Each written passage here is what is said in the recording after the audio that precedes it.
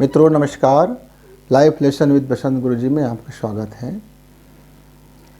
हमारे युवा मित्र कई बार ऐसे रिस्क ले लेते हैं जीवन में कि हम उसको हिंदी में यह कहते हैं कि लेनी की देनी पड़ गए। यानी कि आप इतना रिस्क भी ना लो कि वहाँ से आप लौट ना सको।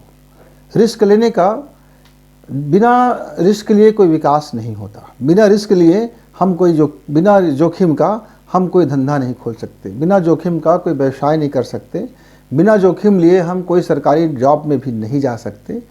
बिना जोखिम लिए हम कोई प्राइवेट कंपनियों में भी काम नहीं कर सकते।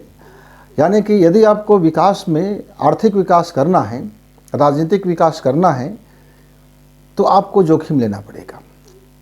लेकिन जोखिम का अर्थ ये नहीं होता कि आप अपना 100% दांव में लगा दो और वह दाम लगाने से पहले आप उसकी भली भांति जांच परख नहीं किए हो, भली भांति आप गुड़ा भाग नहीं किए हो कि यदि यह आपका जो किया हुआ कार्य है जिस पर आप जोखिम ले रहे हैं, यदि वो फेल हो गया तो आप बैकअप प्लान क्या है आपका, आप बैकअप क्या कर सकते हो। आप इतना ऊंचाई से गिरोगे कि आप यदि आपका कमर टूट जाए, रीढ़ की हड्डी टूट जाए और आप कोई काबिल न रह जाओ, आपका हाथ पैर सब भी टूट जाए, आप कोई काबिल न रहो और ऐसे रिस्क यदि उठाओगे मेरे मित्र, तो फिर आप इसको बेवकूफ़ियाँ कहेंगे, नादानियाँ कहेंगे कि क्या कहेंगे। तो रिस्क लिया जाए, पर रिस्क लेने से पहले जो अभ्यास का जो सिद्धांत है, अभ्यास का सिद्धांत उस पर ज़रूर पालन करना होगा। जैसे हमारे कुछ युवा मित्र तुरंत बहुत जल्दी उनको लखपति करोड़पति बनने का तैयारी करना होता है। बहुत जल्दी वो चाहते हैं अनन फनन में वगैरह वगैरह में किसी भी तरह से वह लखपति बन जाए, करोड़पति बन जाए, अरबपति बन जाए, चाहे उसके लिए उनको नैतिक अनैतिक किसी भी प्रकार का कार्य करना पड़े, कोई गुरेज नहीं है। तो मेरे मित्र, ऐसे में आप अपना दिशा भटक चुके हैं। आपका धन यदि किसी भी तरीक़ा से कमाए जाने के कारण से आप धन प्राप्त कर भी लिए, तो आप यकीन मानो फिर आपका वह धन बहुत जल्दी चला जाएगा, क्योंकि वह ऐसे वैसे में ही चला जाता है। आपका मार्ग यदि गलत है, आपका धन कमाने का तरीका गलत है, तो निश्चित तौर से थोड़ी समय के बाद वह धन उसी तरह से चला जाएगा। मैं देखता हूँ हमारे कई मित्र सट्टे बाज़ार में अपना धन लगाते रहते हैं, अपने धन और कई तरह की जुआ में लगाते रहते हैं। कई तरह की आजकल गेम हो गया है, खेल हो गया है जो जुआ का प्रारूप है ना, अंदर बाहर में लगाते रहते हैं कई हमारे युवा। और कई तरह के ऐसे जिसको हम नैतिक नहीं कह सकते, हम मानवीय मूल्य नहीं कह सकते, और ऐसे ऐसे जगह में लगाते रहते हैं। आज आतंकवाद में जितनी ज़्यादा युवाओं का ब्रेन वॉश करके हमारे युवा सम्मिलित हो रहे हैं, तो उसमें से 90% कारण आर्थिक कारण है कि वह लखपति बनना चाहता है, या फिर ऐसे लोग होते हैं जो ब्लाइंड, जो अपने अति कट्टरवादी और उनके अंदर में कुछ ऐसी भावनाएं रहती हैं कि जिसको वह ब्रेन वॉश करके उनको अपनी दिशा में ले आते हैं। तो ब्रेन वॉश करने के कारण भी क्या है, वो भी एक जोखिम है। आप किसी चीज़ को आप आत्मघाती दस्ता बन रहे हो मित्र, तो ये इससे बड़ा और जीवन का जोखिम क्या हो सकता है। आप अपने जीवन को दांव में लगा दिए हो। किस लिए दांव में लगा दिए हो कि कोई तीसरा व्यक्ति कहने पर आप ऐसे काम में हाथ में डाल देते हो जो कतई मानवीय कार्य नहीं है, कोई धार्मिक आयोजन भी नहीं है, यह कोई अध्यात्म भी नहीं है, यह कोई सामाजिक भी नहीं है। आप इसको किसी भी तरह से इसको नीति संगत साबित नहीं कर सकते। और वैसे में यदि आप अपना रिस्क लेते हो, यदि वैसे में आप अपना जीवन खपाते हो, तो मित्र यह बिल्कुल आपके लिए बहुत ज़्यादा आत्मघाती होता है। तो हमारे युवा इन दिनों में कोई सरकारी नौकरी करने के लिए जाते हैं तो कई तरह की जोखिम उठा लेते हैं कि फला आदमी का बड़ा ऊपर में पहुंच पावर है, वह उनका मंत्रालय में या बड़े अधिकारी के साथ, अफसर के साथ और उन मंत्रियों के साथ बड़ी उठक बैठक है, या आदमी में इतना पावर है, कुवत है कि हमारी नौकरी आसानी से लगा देगा। तो वो अपना कई हमारे युवा मित्र तो अपना खेत को, घर को, गिरवी को रख देते हैं, बेच देते हैं, कुछ भी कर लेते हैं, कर्जा में ले लेते हैं, ऊंची ब्याज में ले लेते हैं और उनको दे देते हैं। और अंत में क्या होता है, फिर हाथ मलना पड़ता है, पछताना पड़ता है, उस पैसा वसूली नहीं हो रहा है, भाई क्या करें, पैसा लेकर के भाग गया, भाई क्या करें, हमारा घर डूब गया, हमारा खेत डूब गया। मित्र, वो आपकी बेवकूफ़ियाँ थी, वो आपकी नासमझी थी, आपका लोभ था। लोभ से लाभ के रास्ता में चलोगे मित्र, तो हानि पग पग पर मिलने की संभावना रहती है। यदि आप यदि आप शुभ से लाभ की ओर चलोगे तो वो आपका यह रिस्क कम हो जाता है। आप रिस्क लीजिए ना, खुद की व्यवसाय में रिस्क लीजिए, खुद के व्यवसाय डालिए। अपनी व्यवसाय में आप ज़्यादा से पहले गुणा भाग कर लीजिए, क्षेत्र में देख लीजिए किसका कौन से सामान का खरीदी बिक्री इस क्षेत्र में ज़्यादा है, कौन से सीजन में किसका क्या मांग ज़्यादा रहता है। आपूर्ति और मांग के बीच में आप ज़रा पहले सर्वे कर लीजिए, और जिस चीज़ की आपूर्ति बहुत मात्रा में की जा सकती है वहाँ उसकी मांग बहुत ज़्यादा है और वहाँ उस तरह से व्यवसाय कम है। आप ऐसे व्यवसाय को वहाँ डालोगे तो फिर आपका रिस्क फैक्टर बहुत कम हो जाएगा, और रिस्क तो लेना पड़ेगा। लेकिन आप मान लीजिए पहले से प्रतिष्ठित वहाँ कई व्यवसायी हैं और जिनका बड़ा कारोबार है और बड़ी शानदार तरीके से चल रहे हैं, और वहाँ अप्रत्याशित कोई मांग भी नहीं होता है, जो भी मांग आते हैं वो आपूर्तियाँ हो चली जा रही है। ऐसी जगह में आप करोड़ों रुपए लगा करके यदि रिस्क उठाते हैं, जोखिम उठाते हैं और आप अपना सर्वस्वता में लगा देते हैं मित्र, तो फिर आपको कड़ी मेहनत करना पड़ेगा, 24 घंटे की मेहनत करना पड़ेगा। क्योंकि जो प्रतिस्थापित है, पहले से जो स्थापित है, उस बाज़ार में आपको टिकना है और उस बाज़ार से भी आपको उठना है। तो जब तक आपका मैनेजमेंट आपका सही नहीं होगा, आप उसके विषय में जब तक पूरी नॉलेज नहीं रखोगे और अपनी अभ्यास नहीं करोगे, आप अपनी व्यवसाय की कला नहीं सीखोगे, आप अपनी बोलचाल की कला नहीं सीखोगे, और अपने धन को कितना लगाया जाए, कितना बचाया जाए, इसकी कला नहीं सीखोगे मित्र, तो फिर वहाँ धन भी एक बार डूबने की चांस हो जाता है। लेकिन इसमें लगाया गया धन आपका धन है, आपके पास मौजूद है, आपके पास मटेरियल है, आपका मूलधन बचा हुआ है, आप इसमें डूबोगे नहीं। लेकिन जैसे कोई चिट फंड में लगा देता है, चिट फंड यानी कि कोई भी फंड में लगा देता है, कई तरह से इस समय फंड चल रहा है मार्केट में, लोगों को ठग करके, उल्लू बना करके, बेवकूफ़ बना करके दिनों रातों रात करोड़पति बनने का इस समय बड़ा मार्केट में चल रहा है। हमारे नौजवान मित्र इस मार्केट में बड़े दिलचस्पी ले रहे हैं, है ना। मोबाइल से आ गया है, कई तरह की झांसा देते हैं, फ़ोन करते हैं, और हमारे थोड़ी सी लोभ के लालच वाले हमारे युवा मित्र उसमें अब फंस जाता है, और उसमें फंसने का दोषी वो बराबर है, क्योंकि वह उस बराबर हमारी सरकारें, हमारी बुद्धिजीवी लोग, हमारे सज्जन लोग, हमारे अनुभवी लोग, हमारे गांव देहात के भी बड़े बुजुर्ग कहते हैं कि भैया कोई रातों रात आपका पैसा बढ़ाने का झांसा दे तो आप मत पड़ना, क्योंकि वो रातों रात आपका पैसा वो कैसे बढ़ा सकते हैं।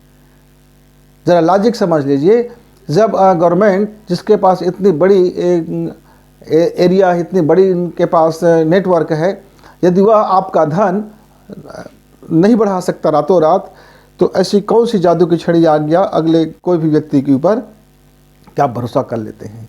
आप जादुई छड़ी पर बड़ा भरोसा करते हैं। क्यों? क्योंकि आपके अंदर में एक लालसा है कि मैं रातों रात करोड़पति बन जाऊं, और इसलिए आप जीवन को जोखिम में डाल देते हैं, आप इतना रिस्क ले लेते हैं, और वहाँ जब आपको घाटा मिलता है, वहाँ जब आप फेल हो जाते हैं, जब आप सड़क पे आ जाते हैं, आपके हाथ में कटोरा आ जाता है, आपके हाथ में भीख मांगने के अलावा कोई विकल्प नहीं बच जाता है, तब हताश निराश होकर के डिप्रेशन में चले जाते हैं आप, और आत्मघाती उपाय में लग जाते हैं। आप अपने साथ में अपने पूरे परिवार को भी ले डूबते हैं।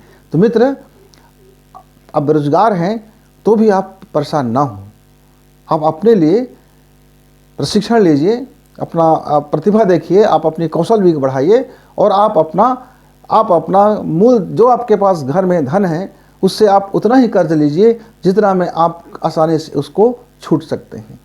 बिजनेस घाटा होने के कगार पर भी यदि आप हैं तो आपका घर का मूल स्रोत इतना होना चाहिए कि आप उस घाटे को बर्दाश्त करो, और आप अपना व्यवसाय को धीरे धीरे बढ़ाइए। एक साथ बहुत ज़्यादा रकम डाल करके आप मत बढ़ाइए। इसी तरह से हमारे कुछ बेरोजगार युवा एक परीक्षा की तैयारी में अपनी पूरी जीवन लगा देते हैं।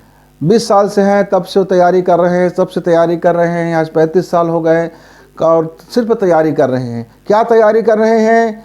वो शहर में जा गए हैं, किराए के मकान ले लिए हैं, या शहर वाले हैं तो वो अपना परिवार के साथ हैं, घूमते हैं, फिरते हैं, लोगों से बात करते हैं, वो कोचिंग जाते हैं, वो कोचिंग जाते हैं, ये ट्यूशन करते हैं, वो ट्यूशन करते हैं। और आप उनसे पूछोगे आप क्या कर रहे हो भाई, आप क्या कर रहे हो मेरे दोस्त, तो वो कहते हैं कि हम परीक्षा की तैयारी कर रहे हैं। कब से तैयारी कर रहे हैं? बस जब से 12वीं पास हुए हैं। अब आपका उम्र इतना हो गया कि आपका अब एज बार होने जा रहा है। हो सकता है कि 1 साल के बाद या 6 महीने के बाद आप गवर्नमेंट सर्वेंट के उम्र में नहीं रह जाओगे। तब तक आप खाली बैठे बैठे ऐसे ही तैयारी करते हो और वह तैयारी का परिणाम कुछ भी नहीं आ रहा है मित्र, तो ऐसा रिस्क लेना भी एक तरह की नादानियाँ हैं, बेवकूफ़ियाँ हैं और मूर्खतापूर्ण हैं। आप यदि कोई भी तैयारी करते हैं, 3 साल तक यदि आपको परिणाम नहीं आता है, तो फिर आप सोचिए, विचारिए कि आप में कहाँ कहाँ कमी रह गया है और कितना कमी रह गया है। यदि आप उस कमियों को दूर कर सकते हैं, आप अपनी तैयारियों को लेकर के आप पूरे सीरियस हो सकते हैं, आप अपने जीवन को रिस्क में डाल रहे हैं, तो जीवन को रिस्क में डालने से पहले आप 1000 बार सोचिए।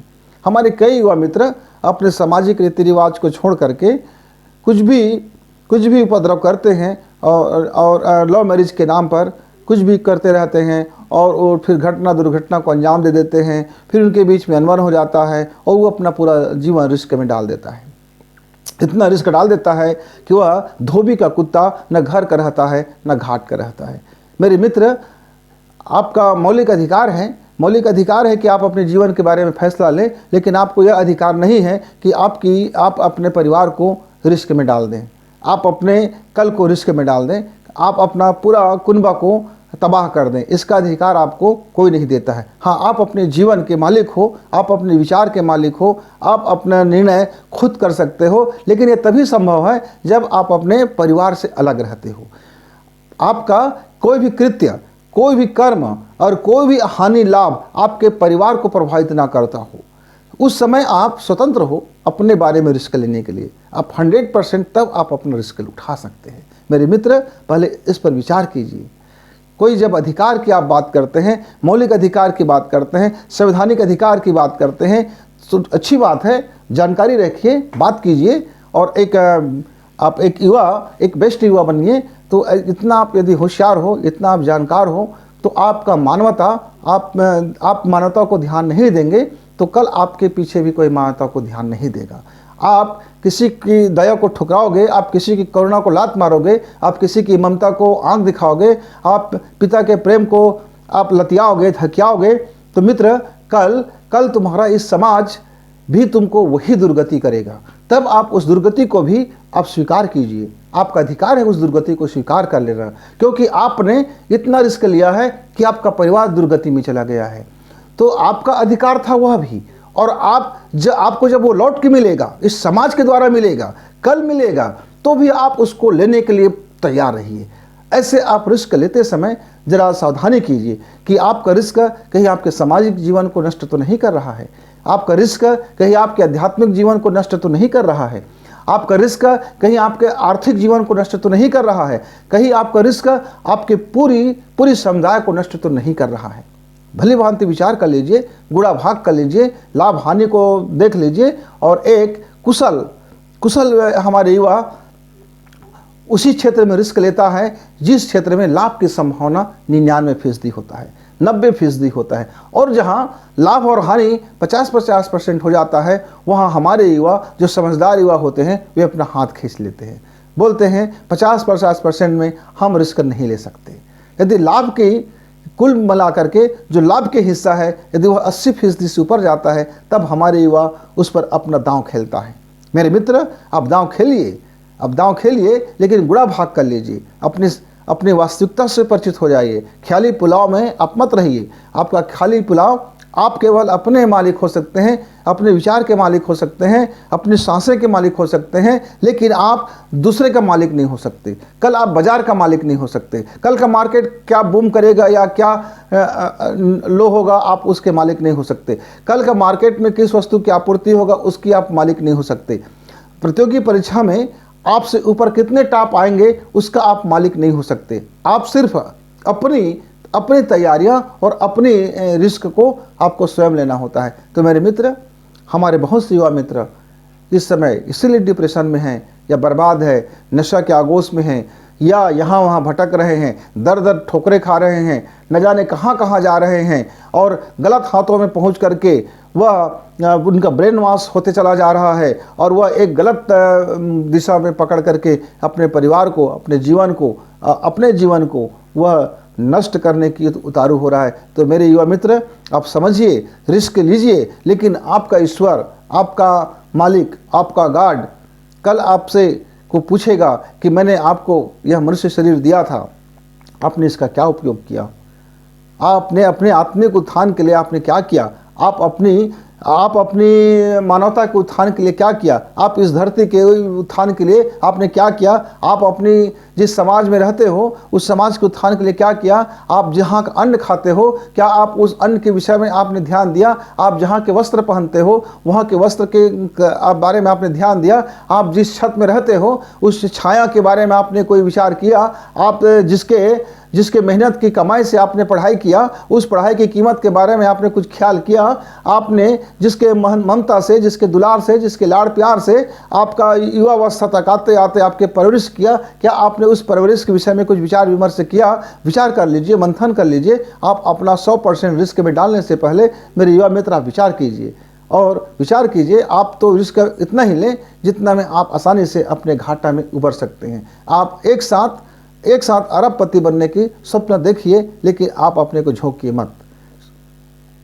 मत। स्टेप बाय स्टेप यदि आप रिस्क लेते हैं कि पहला स्टेप में आपने थोड़ा रिस्क लिया, उसका लाभ दिखा, आप सेकंड रिस्क में आपने फिर थोड़ा अपना रिस्क बढ़ाया, ऐसे करते करते यदि आप अनुभव लेते लेते, आप मार्केट के रुख को देखते देखते, आप समाज के रुख को देखते हुए, आप पॉलिटिक्स के रुख को देखते हुए आप देखिए तो सही, आप बाजार को, आप हवा को और इस वातावरण को आप देखिए, उसके बाद आप अपना रिस्क लीजिए।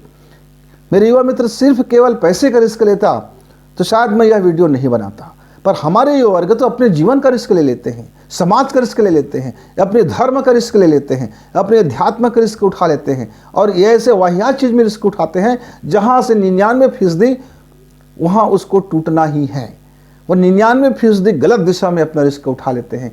99% उनका सोच और समझ उस समय भोथरा हो चुके होते हैं, विवेक शून्य हो चुके होते हैं और वह अंधे होकर के, ब्लाइंड होकर के, वह बिना विवेक का सहारा लिए, बिना तर्क का सहारा लिए, बिना लाभ हानि का गुणा भाग किए, बिना विज्ञान का ज्ञान लिए और बिना ज्ञान को वह समझे, वह अपने जीवन को, अपने परिवार को, सबको रिस्क में डाल देता है। ऐसे मेरे गुमराह युवा मित्र, जिसको हम बोलते हैं गुमराह हो गया, वो गुमराह नहीं होता है, दरअसल उसकी राह शुरू से ही गलत होता है और जब गलत रास्ते पे आप चलना शुरू करते हो तो फिर आपका परिणाम भी गलत होता हुआ चला जाता है। तो जीवन में, व्यवसाय में आप रिस्क लीजिए, प्रतियोगी परीक्षा में बैठने में रिस्क लीजिए, आप अपनी खेती बाड़ी में रिस्क लीजिए, आप अपने काम धंधा में रिस्क उठाइए, लेकिन उतना ही मित्र जितने में आप वापसी कर सकते हो। नमस्कार।